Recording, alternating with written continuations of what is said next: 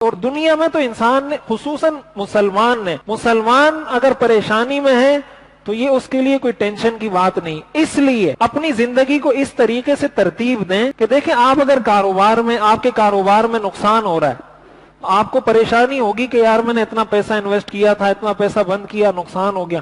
پریشانی آپ کو ہوگی اور ہونی بھی چاہیے، اس لیے کہ آپ انسان ہیں، فرشتے تو ہیں نہیں. لیکن اب اگر آپ اس کو اتنا دل پر لے لیتے ہیں کہ آپ کہتے ہیں بس میں نے ابھی نہ کاروبار کرنا ہے نہ ملازمت کرنی ہے، کچھ کرنا ہی نہیں ہے، گھر میں بیٹھ جاتا ہوں، اس کا مطلب یہ ہوا کہ آپ کا دل بے چین ہے، آپ کی یہ ٹینشن آپ کے دل پر سوار ہو گئی ہے. ملازمت میں آپ کو کسی نے نکال دیا، بھائی ہمیں نہیں چاہیے، آپ جائیں یہاں سے، آپ فارغ ہیں. اب ایک تو آپ کو پریشانی ہوگی کہ یار مجھے ملازمت سے نکال دیا، میری اچھی خاصی جاب تھی، اچھی خاصی تنخواہ مل رہی تھی، اچانک مجھے نکال دیا، پریشانی ہے. اور پریشان ہونا ایک فطری امر ہے اور پریشان ہونا بھی چاہیے.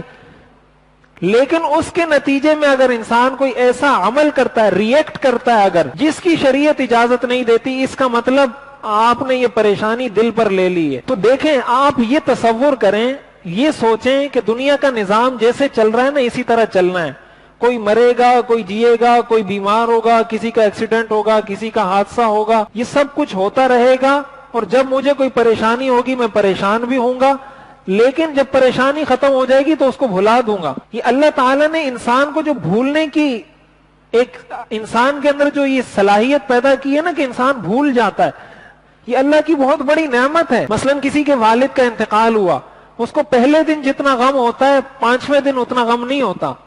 پہلے دن جتنا غم ہوتا ہے 1 سال بعد اتنا غم نہیں ہوتا، 2 سال بعد اتنا غم نہیں ہوتا. کیوں؟ اس لیے کہ اللہ نے انسان کے اندر یہ چیز پیدا کی ہے.